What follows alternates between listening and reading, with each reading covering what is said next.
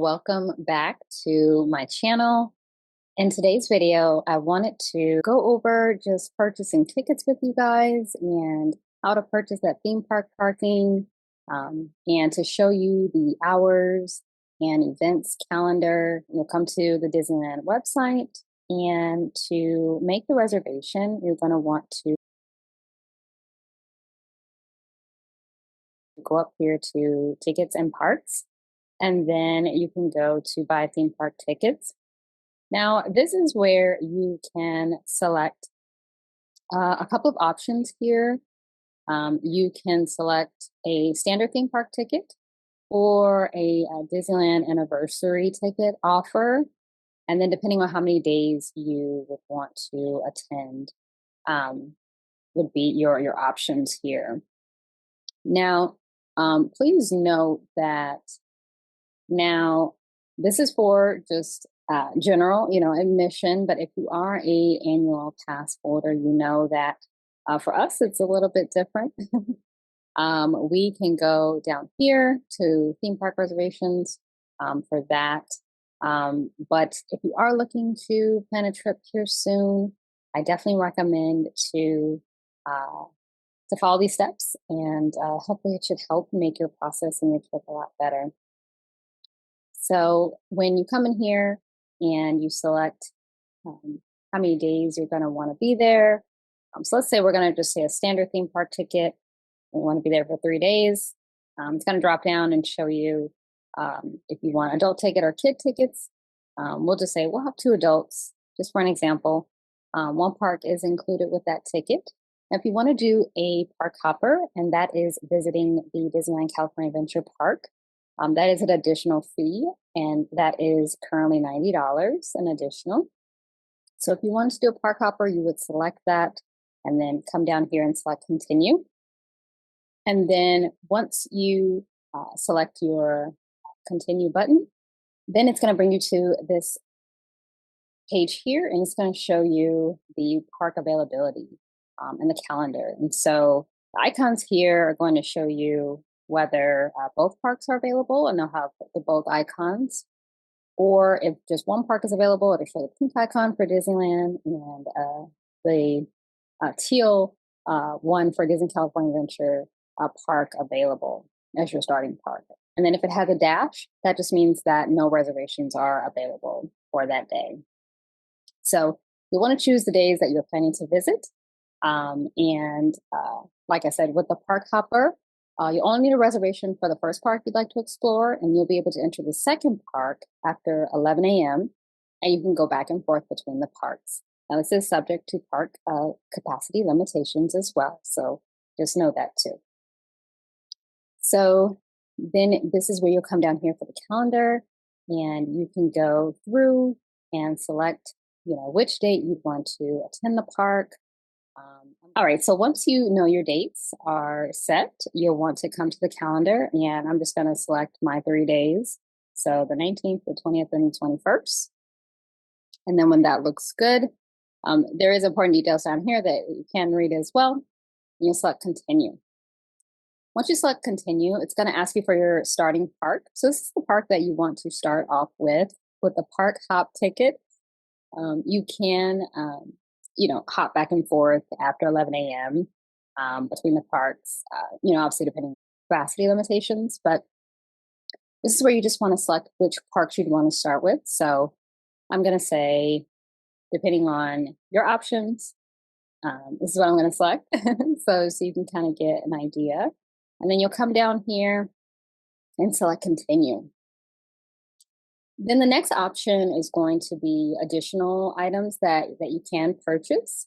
You don't have to purchase it now, but it can help to make it a little bit easier, so you don't have to purchase it once you get there.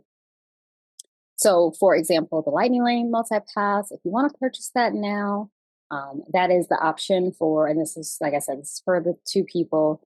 For example, this is the Lightning Lane, so you can get through the attractions a lot faster. I definitely would recommend it. If you're going on a short trip, but if you're going on a long trip, you don't really need to, in my opinion. But this is where you can select the additional items you'd like. I'm going to say yes, I want the lightning lane, and this is for parking. I'm going to say yes, I would like the parking for my 3 days. And then you will come down here, and this is going to show you your total.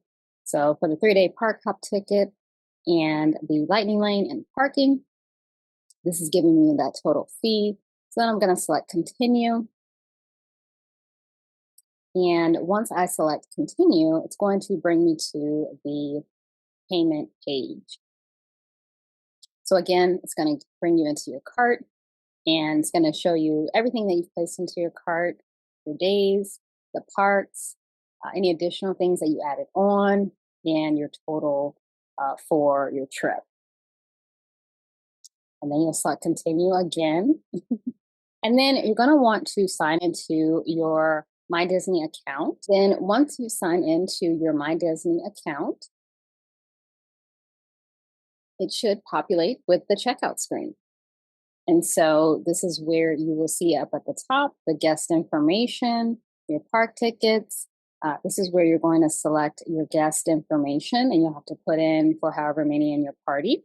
And then for number 2, you're going to select your contact information and how you would like to deliver for your tickets. And then the third is going to be the payment option information. You'll also see an order summary here on the side. And then once you fill all that out, then you'll be able to submit your payment. I'm not going to do that just because I'm not purchasing any tickets, but this gives you a great idea on how you can make those reservations.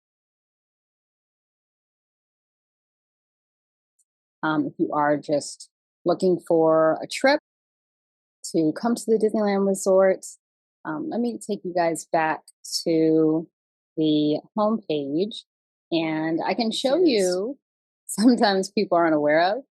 And you can go right here, and it says buy theme park parking. Let's say you already have your tickets and you want to just purchase parking. You can come right in here, select the 1 day.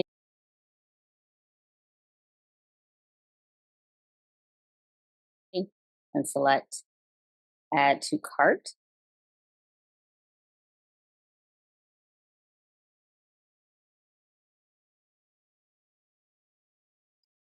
And then once you add it to your cart, you'll be able to put your payment in and pay for parking. So that's just a nice, option that you have there.